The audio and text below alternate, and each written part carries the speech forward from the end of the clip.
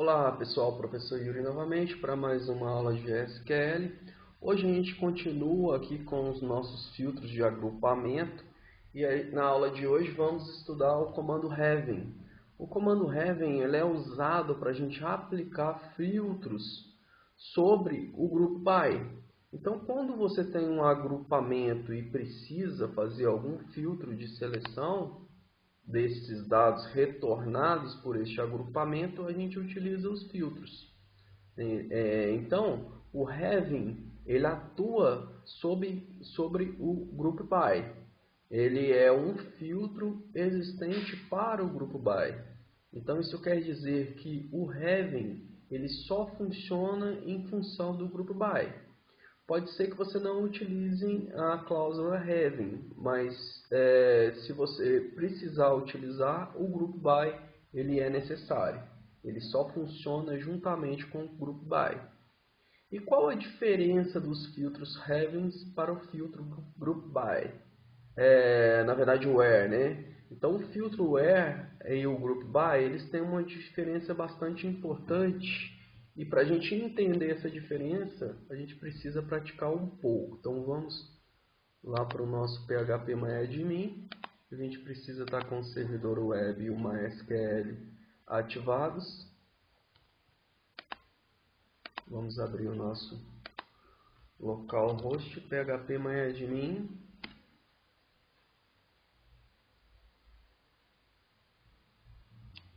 Bom, para a gente começar a entender, vou perguntar, né, quantos alunos a gente possui por estado. Então, a gente precisa aqui fazer um group by. O group by já responde, né, utilizando o count. Mas vamos executar ele aqui. Eu vou dar um select asterisco from, vou tirar o where, eu vou fazer um agrupamento, group by estado. E aqui na cláusula select, a gente vai utilizar o estado para a gente saber qual estado a gente está falando. E a gente vai fazer uma contagem, né, de cada aluno por estado.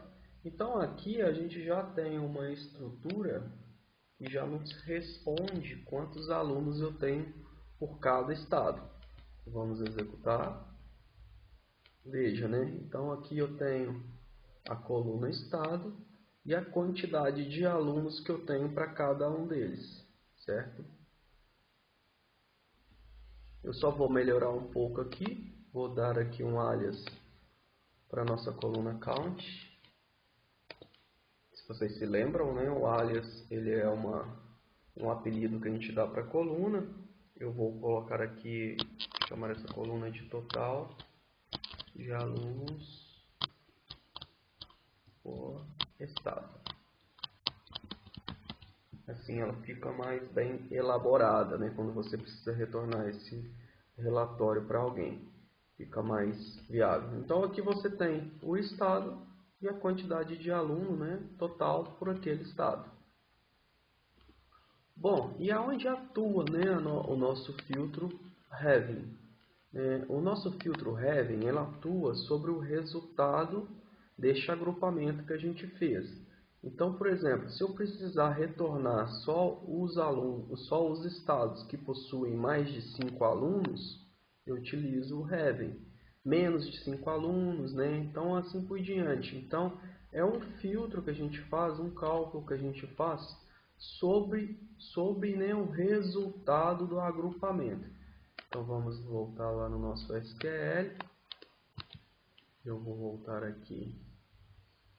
Vou só edentar aqui para ficar mais fácil de visualizar. E eu vou colocar aqui a nossa cláusula having.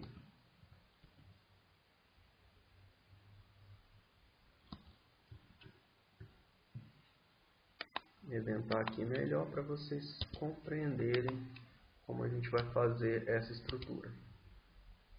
Lembrando que a cláusula having ela só atua sobre o group by. Ela não funciona sozinho. Então, se o group by não existir, a having não pode ser utilizada. Ela só serve para a gente fazer cálculos ou filtros sobre o group by. Então veja, se ele atua sobre o agrupamento, eu vou utilizar o resultado, né, deste agrupamento. Eu vou copiar essa coluna que vai trazer o nosso resultado, né? Vou copiar essa coluna aqui e quero retornar todos os resultados que tenham mais de 5 alunos, né? Todos os estados que tenham mais de 5 alunos. Veja, né? Então eu estou fazendo um select, estou fazendo um count, né? Um agrupamento, e deste resultado eu estou selecionando somente os estados que tenham 5 ou mais alunos. Vou copiar esse comando para a gente utilizar. Copiei ele também para servir de estudo para vocês ao executar. Veja, né? Estes são os estados que possuem mais de 5 alunos. Então, a nossa cláusula having atuou sobre o resultado, filtrando somente os estados que tenham de 5 a mais alunos. E a gente pode melhorar ainda mais essa consulta. Eu posso aplicar este having não só sobre o resultado, mas também sobre as outras colunas. Vamos supor que eu queira retornar o resultado somente das colunas, da coluna estado, onde o estado de São Paulo e Minas Gerais, né? Então a gente vai trocar aqui, né? Vou colocar aqui estado e utilizar a cláusula in, que ela pega, né, como se a gente estivesse pesquisando somente alguns resultados específicos. Então eu vou utilizar aqui, entre aspas, MG e SP. Então dessa forma eu estou pesquisando, né, eu estou agrupando, estou fazendo o filtro mostrando o resultado somente de Minas Gerais e de São Paulo. Este aqui é um filtro sobre o agrupamento, utilizando não só o resultado do agrupamento, mas outras colunas. Quando eu executar, veja, né? O estado de Minas Gerais tem 3 alunos, o estado de São Paulo tem 1 aluno. Essa é a forma da gente filtrar através do nosso agrupamento. Bom, e eu posso também utilizar mais de uma coluna para fazer esse cálculo. Por exemplo, se eu quiser aqui selecionar, né, do resultado do agrupamento somente os estados de, vamos supor, Ceará e Santa Catarina. Porém, eu vou dar aqui um comando end. Eu quero que só me retorne caso o total, vou até copiar aqui o total, né, retornado seja maior do que 4. Ou seja, ele só vai me retornar estes 2 estados caso eles tenham mais de 4 alunos. Veja que eu estou utilizando, né, a cláusula end, estou utilizando o operador in, né? Então estou retornando, estou filtrando, né, 2 estados somente, porém só me retornará caso, né, o resultado do agrupamento de alunos seja maior do que 4. Estou utilizando 2 colunas neste caso.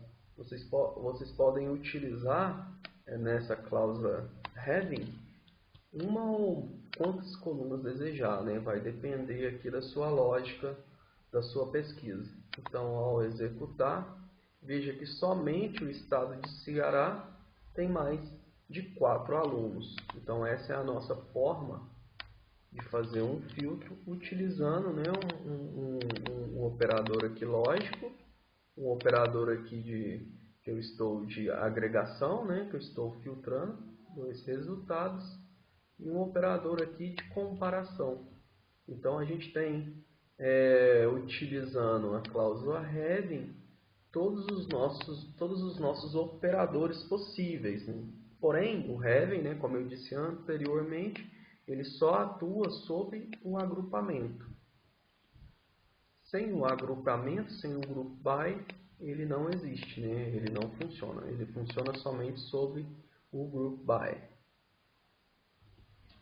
Bom, e vocês devem estar se perguntando, né? Onde entra a nossa cláusula where? Se vocês observarem, né, como eu disse anteriormente, o having ele atua sobre o group by. Então, neste caso, o where ele está um nível acima de precedência deste resultado. Veja, né, que após eu fazer um select from where, é que eu tenho o agrupamento. Isso a gente chama de precedência. Então, o where ele atua somente sobre o select. Veja que ele está antes do group by. E como vocês sabem, né, a leitura é de cima para baixo, da esquerda para a direita. Então, o where ele não atua sobre esse resultado, porque ele está antes desse resultado acontecer, né, dessa consulta acontecer. Por isso que a gente utiliza o having. Então, eu vou aqui, olha para vocês verem, eu vou utilizar este resultado, eu vou executar esse resultado que a gente já fez, né? Mas eu vou fazer diferente, eu vou melhorar isso aqui, na verdade simplificar isso aqui, e eu vou pegar somente, né, os estados depois do agrupamento que possuem mais de 3 alunos. Beleza, porém eu vou utilizar aqui na cláusula where somente, olha só, somente onde o interesse for diferente, o diferente é assim, de esportes.